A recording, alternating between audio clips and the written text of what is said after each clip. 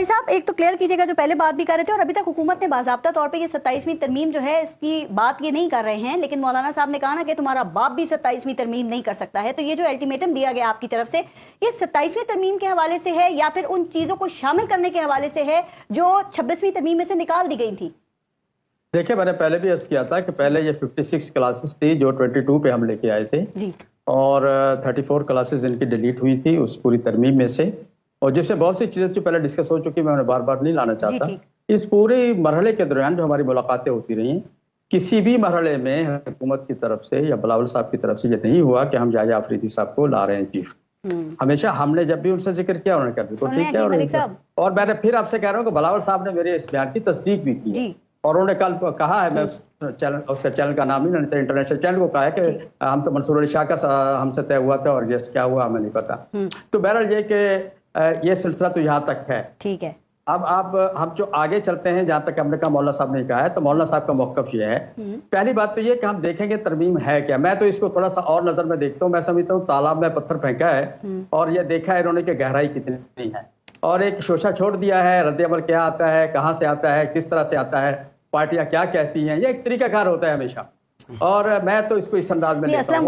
दूसरी बात, लेकिन एक सेकंड, आपने कहा कि हम तरमीम को देखेंगे, तो देखे बगैर कैसे कह दिया कि 27वीं तरमीम तुम्हारा बाप भी पास नहीं कर सकता? मैं आपको वो एक सहाफी का क्वेश्चन था, मेरी बात सुन, एक सहाफी ने कहा कल तकरीर में भी कह रहे थे ये जो चीजें आपने 26वीं तरमीम से निकाली थी वही चीजें डाल के 27वीं तरमीम आ रही है। वो कह रहे हैं अब हम इनके बगैर करके दिखाएंगे, हमारे बंदे पूरे हैं, जिस पे उन्होंने कहा, जिस पे उन्होंने जल्द अमल जो चीजें हमने निकाली हैं वो चीजें अगर दोबारा आएगी तो हम उसकी सख्त मुज़ामत असलम गौरी साहब, लेकिन अगर ये ले आते हैं, देखें अगर मखसूस नशिस्तें हुकूमत को मिल जाती हैं तो पार्लियामान में इनको वो तरमीम लाने से कौन रोक सकता है? फिर तो शायद हुकूमती इत्तेहाद को मौलाना फजल रहमान साहब की हिमायत की जरूरत भी ना रहे। और अगर आ जाती है फिर आप क्या करेंगे? एहतजाज करेंगे, सड़कों पर आएंगे, तसादुम के रास्ते की तरफ जाएंगे? क्या आपका प्लान है फिर?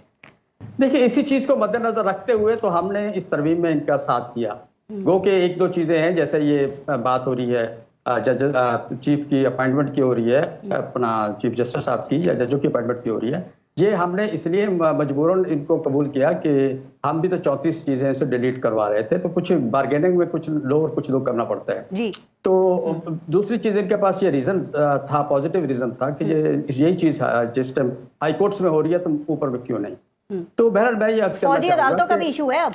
ये वो सब फिर हमें जब आखिरी रात लास्ट नाइट जब इन्होंने काबीना का इजलास बुलाया तो उस वक्त हमें अंदाजा हुआ कि पुरानी ही वो जो फौजी अदालतों में जो असल पहला वाला मसला था उसे ही पास कर रहे हैं और उसे पास करना चाह रहे हैं, हमें इत्तला मिली। ठीक है। फिर उसके बाद मामला थोड़ा सा आगे बढ़ा और फिर वो काबीना का इजलास भी मुलतवी हुआ और फिर वो सेनेट का इजलास भी मुलतवी हुआ, वो सारे सिलसिले वहीं पर रुके और फिर नेक्स्ट डे पे ये प्रोसेस दोबारा हुआ। तो मैं ये अर्ज करना चाहूंगा, देखें हमें पाकिस्तान में रहते हैं, आप फौजी अदालतें, हमें ये कहा जा रहा है कि फौजी अदालतें हमें बलूचिस्तान में जरूरत है, शोरिश ज्यादा है, KPK में जरूरत है, शोरिश ज्यादा है। लेकिन हम ये समझते हैं कि पहले भी हमने बहुत सी इस किस्म के इकदाम किए हैं, जब तक वहां पर सही पॉलिटिकल गवर्नमेंट नहीं होंगे, अवाम के मुंतखब नुमाइंदे नहीं होंगे, पिक एंड चूज की हुकूमतें नहीं होंगी, उस वक्त तक वहां के मसाइल हल नहीं हो सकते। ये सियासी मसाइल सियासी हुकूमत हल कर सकती है, सियासतदान हल कर सकते हैं, बंदूक की नाली पे। जैसे कल अख्तर जान बेंगल साहब के साथ जो कुछ हुआ, ये तो उन्होंने वहां पर पेट्रोल छिड़क दिया।